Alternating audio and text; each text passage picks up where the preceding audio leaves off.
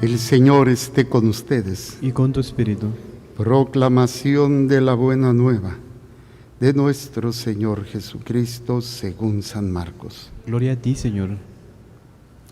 En aquel tiempo Herodes había mandado apresar a Juan el Bautista y lo había metido y encadenado en la cárcel. Herodes se había casado con Herodías, esposa de su hermano Filipo, y Juan le decía: no te está permitido tener por mujer a la esposa de tu hermano. Por eso Herodes lo mandó encarcelar.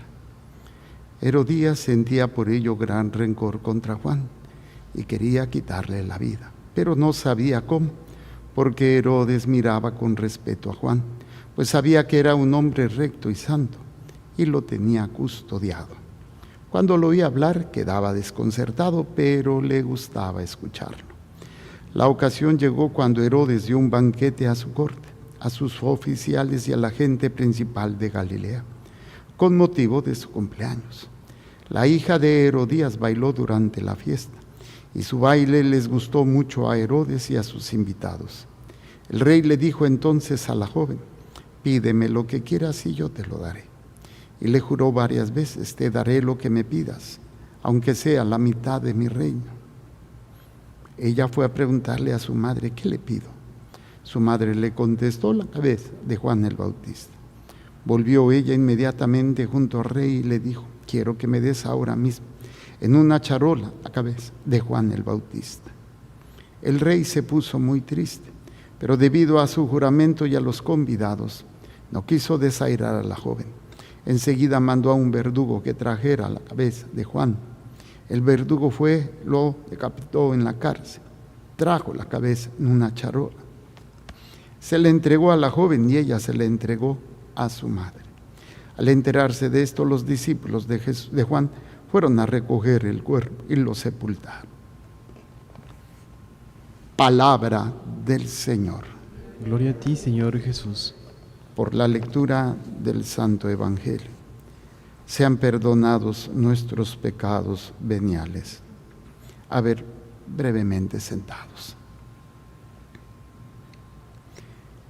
Como médico y sacerdote, ya después me tocó ver los últimos momentos de vida a muchas personas, por diferentes enfermedades, por accidentes, por cosas que pasan. Y las últimas palabras, las últimas expresiones son interesantes. Muchos de ellos recordaban a su mamá, o a lo mejor un ser querido, papá, o un hijo. No siempre yo entendía quién era la persona, no tenía yo tal vez un conocimiento más profundo del paciente en esos momentos. Pero de alguna manera esa invocación es invocar, es llamar dentro. Y cuando invocamos, hacemos presente una historia, hacemos presente algo del cual en esos momentos nos apoyamos, para evocar o un arrepentimiento, o un agradecimiento, o un apoyo, como normalmente hace un niño cuando está sufriendo, está teniendo alguna situación, corre a los brazos de su madre o de su padre, o grita en ese momento, porque está invocando su protección, está invocando su amor, está invocando su presencia, tantas situaciones, que creo que todos lo hemos hecho en algún momento de nuestras vidas, que viene algo así fuerte y a lo mejor invocamos. Hay personas que no es que están mal, pero llama mucho la atención que en situaciones así, pues a veces hasta dicen groserías. ¡Ay, que quién sabe qué! ¿Sí? Y bueno, pues eso es lo que le viene en el momento a la persona, así. Pero no quiere decir que lo hagan y que esté mal. Pero sí es importante entender lo que significa invocar. Y por eso San Pablo nos presenta esta tarea de los que invocan el nombre de Jesús. Al principio el nombre de Jesús para el pueblo judío no significaba nada. Nació, vivió como cualquier hijo de vecino en una comunidad judía. Después su nombre fue signo de contradicción, fue signo de problemas. Para otros fue signo de sanación, de misterio. Para los apóstoles se va a convertir en palabra de vida. ¿A quién iremos si solo tú tienes palabra de vida eterna? Nosotros creemos que tú eres el Santo de Dios, el Hijo de Dios. Y después de su pasión, su resurrección y su ascensión, el nombre de Jesús va a ser esa invocación para muchos momentos de los cristianos, muchos momentos que tienen que enfrentar continuamente. Hay manera de hacerlo, sí, es precisamente diciendo su nombre. Pero más que invocar solamente el nombre, que sabemos que tiene poder, dice la palabra de Dios que no se nos ha dado otro nombre en el cielo y en la tierra por el cual seamos salvados. O al nombre de Jesús toda rodilla se doble en el cielo y en la tierra. Más que solamente como un amuleto, porque también se vuelve amuleto o se vuelve algo mágico, que muchas veces utilizamos como muletilla, como algo que decimos instintivamente, pero no porque verdaderamente en el fondo de nuestro corazón sea Él nuestro sostén, sea Él nuestra fuerza, sea Él nuestra guía. Expresiones como Jesús, José y María, ¿sí? O Dios mío, que podemos decirlas, pero no invocando ni haciendo presente la fuerza de Dios en nosotros, sino como una expresión, perdone la comparación, como una expresión cuando podemos decir una grosería por un golpe, por algo que te pasó. ¡Ay, canijo! ¡Ay! Bueno, ya se utiliza la palabra del macho de la vaca, ¿no? Y no precisamente quiere decir que lo estemos haciendo porque creamos en eso, es una expresión. Y tristemente nuestras expresiones, pues muchas veces no es porque creamos, no es porque vivamos en esa confianza del poder de Dios, del poder de su nombre, de lo que puede realizar por nosotros esta palabra. Y por eso viene la experiencia personal con Cristo que santifica, que sana, que salva. Y es ahí en donde precisamente ya la invocación va a tener un sentido profundo. Fíjense lo que dice Pablo. A todos ustedes, a quienes Dios santificó en Cristo Jesús y que son su pueblo santo. Entonces, hay dos elementos, la salvación y, sobre todo, la pertenencia, ser parte de. Esto, pues, lo podemos ver, por ejemplo, en los eventos deportivos, ¿no? En donde, por ejemplo, las Olimpiadas, los mundiales, donde, pues, cada fanático, cada persona, pues se pone la playera del equipo de su país o del equipo al que le va y pues dice, soy yo Chivas, o yo soy de los Pumas, o no, pues yo soy mexicano, no, pues yo soy brasileño. Y viene esta expresión de pertenencia, ¿no? O si no perteneces, pero sí de decir, pues yo le voy a este equipo. Personas que son de otro país y se ponen la camiseta del país en el que están viviendo o del que quieren mucho y dicen, no, pues es que yo me pongo porque yo me siento. Decía, creo, Chabela Vargas, que no era mexicana, pero decía, los mexicanos nacemos donde se nos da la gana. Bueno, con otras palabras. Pero esa pertenencia es muy importante. Entonces, cuando vivimos todas estas situaciones, nos damos cuenta que no siempre tenemos esa experiencia de pertenencia hacia Dios, de sentirnos amados, de sentirnos salvados, de sentirnos liberados. Y entonces nos damos cuenta que no es esas expresiones que podemos decir, no sea reflejo de una experiencia personal. Y Pablo Dice: a todos ustedes a quienes Dios santificó en Cristo Jesús y que son su pueblo santo, así como a todos aquellos que en cualquier lugar invocan el nombre de Cristo Jesús, Señor nuestro y Señor de ellos, les deseo la gracia, la paz de parte de nuestro Dios, nuestro Padre, y de Cristo Jesús el Señor. Entonces, vemos aquí cómo Pablo hace hincapié a los que invocan el nombre de Jesús. Hay que entender muy bien esta invocación, porque pues, ya había ciertas situaciones de fricción de los judíos hacia los cristianos. No como se dio, por ejemplo, con Nerón o con los emperadores, que fue una persecución masiva. Pero sí, el mismo Pablo, recuerden que él llevaba cartas a Damasco para perseguir, apresar y castigar a los cristianos judíos, o a los que se habían hecho a esta secta, ¿no?, que le llamaban seguidores del camino. Ya había esa persecución. Entonces, tener esa experiencia personal con Cristo, sentir su amor, sentir su misericordia y sentirme parte de Él, me va a permitir descubrir la fuerza que viene de esto, y entonces viene la invocación. Repito, no solamente a través de una expresión verbal, sino de una actitud de vida, una actitud que se va a reflejar en la manera como vivimos los problemas, las dificultades, confiando en Dios o confiando en que Dios va a hacer lo que yo quiero, que hay una gran diferencia.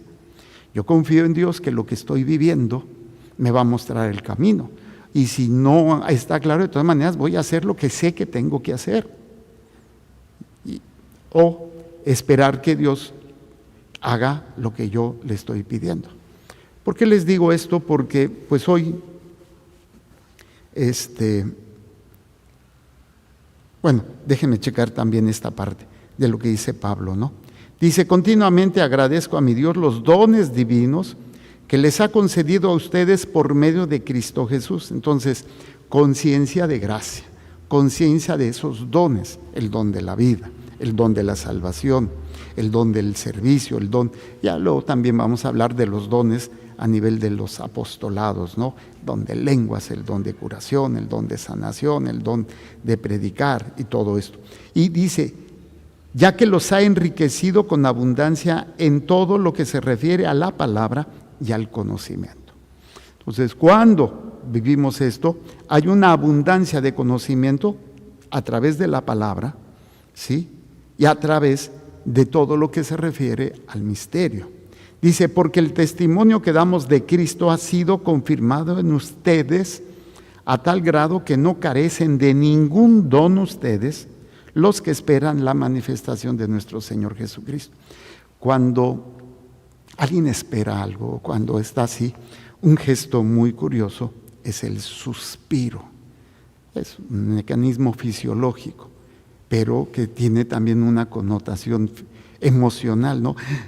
Se suspira cuando se añora, cuando se desea algo, o cuando descubres una situación muy intensa de amor, de sentimiento hacia una persona o una situación.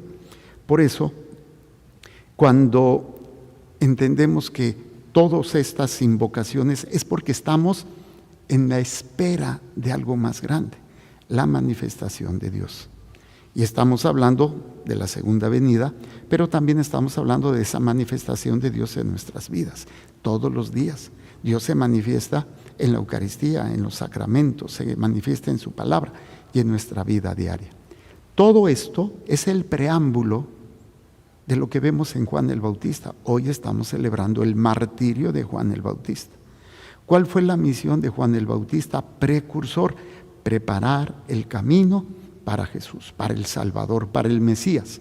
Aparece Jesús y Juan ya no está cumpliendo esa misión, pero sigue teniendo ese anhelo y esa manifestación interesante de invocar el poder de Dios, de invocar la voluntad de Dios, de ser una manifestación de esa gracia, incluso contra alguien que había dañado mucho al pueblo judío, Herodes. Bien, Juan el Bautista pudo haber maldecido, pudo haber no sé. Pero ¿qué era lo que hacía Herodes? Estaba invocando, óiganlo bien, estaba invocando la salvación para Herodes y para la mujer con la que estaba, que no era su esposa, sino la esposa de su hermano. Se está cometiendo un pecado grave de adulterio. Y como bien pudo haber, ok, ya cumplí mi misión, pues ya, ¿qué más tengo que hacer? Él se va a dedicar a buscar esa acción, pero invocando a través de actos, a través de la predicación, e incluso a pesar de que esto lo va a llevar a la cárcel y después a que le quiten la vida. Por eso es tan importante entender lo que significa invocar.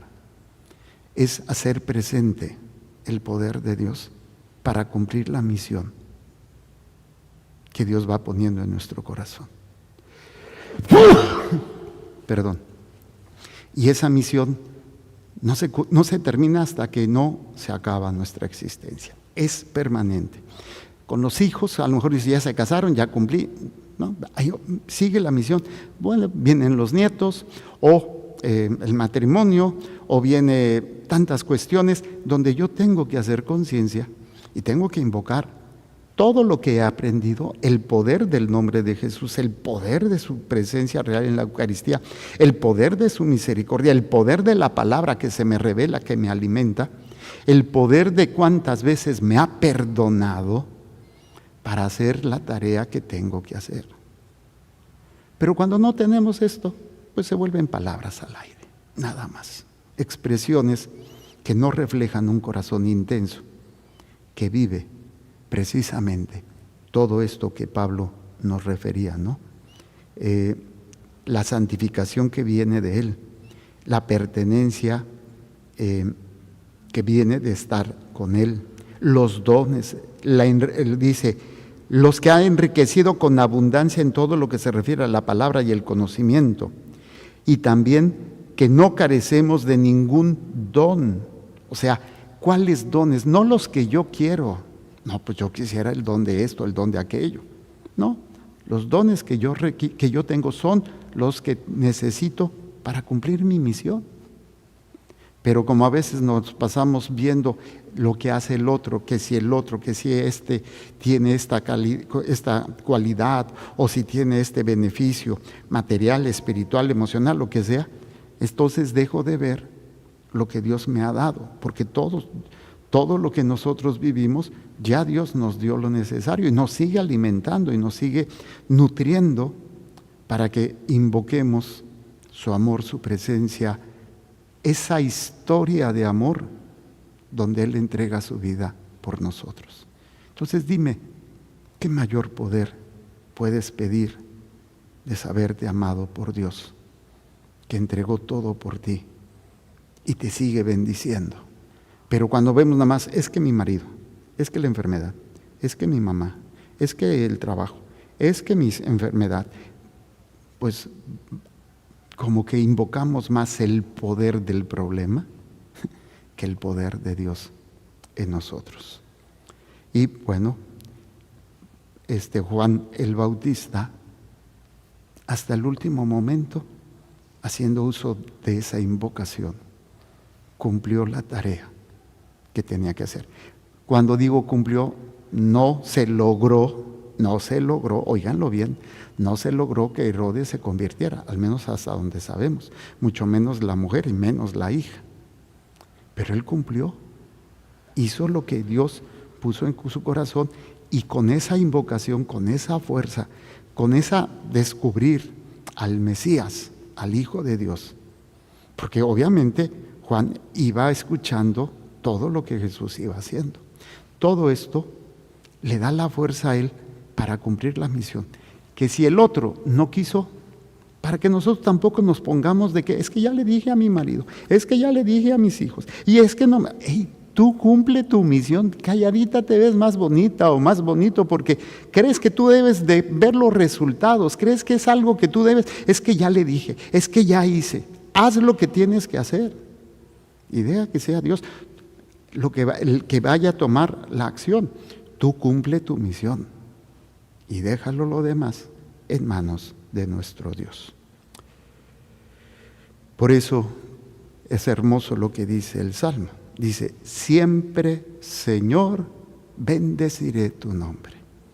Lo digo de palabra, pero lo llevo o lo tengo que llevar en mi corazón para poder siempre cumplir la misión con los dones que Él me ha dado y que sé que me seguirá dando como papá, como mamá, como esposo, como padre, como madre, como joven, como adulto, como anciano. Me decía una señora, bueno, una amiga, ¿no? Mi querida Lulú Herrera, y me escribió y me decía, padre, ya le gané. Le digo, ¿a qué? Ya pedí la tarjeta del INSEN, o sea, de los ruquitos. Porque pues Dios mediante ya voy a cumplir yo los 60, no sé si sea todavía los 60, los 65, no sé qué, pero pues sea la edad, imagínense, un hombre que es increíble, está cumpliendo 98 años, Padre Che, 98 años, y desde el hospital donde está postrado, sigue trabajando en la salvación de las almas, porque invoca, porque lo que lo mueve es ese poder, esa fuerza de Dios, a pesar de su limitación y a pesar de su condición, sigue haciendo lo que sabe hacer, ofrecer a Dios su vida por la salvación de las almas. Hagamos un momento de silencio.